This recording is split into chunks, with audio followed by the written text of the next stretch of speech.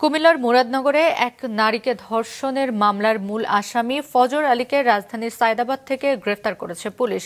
বিষয়টি নিশ্চিত করেছেন কুমিল্লা জেলা পুলিশ সুপার নাজির আহমেদ খান। এছাড়া ধর্ষণের শিকার নারীর বিবস্ত্র ভিডিও ধারণ করে সামাজিক যোগাযোগ মাধ্যমে ছড়িয়ে দেওয়ায় অভিযোগের কুমিল্লার বিভিন্ন স্থানে অভিযান চালিয়ে অনিক, সুমন, রমজান ও বাবু নামের আরও 4 জনকে গ্রেফতার করেছে পুলিশ। তারা সবাই জেলার মুরাদনগরের পাঁচকিত্তা এলাকার বাসিন্দা।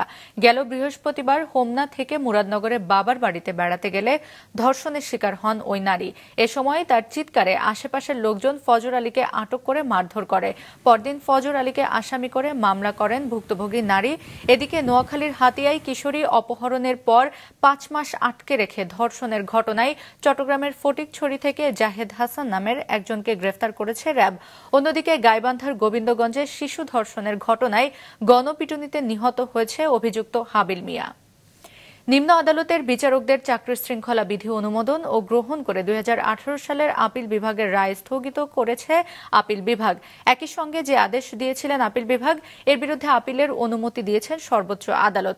সকালে প্রধান বিচারপতি ড.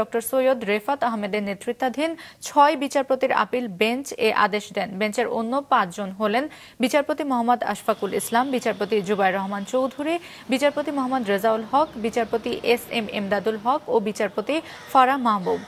এ আদেশের ফলে সংবিধানের 116 অনুচ্ছেদ নিয়ে হাইকোর্টে যে রিট শুনানি চলছে তা নিষ্পত্তি করতে আর কোনো বাধা থাকল না।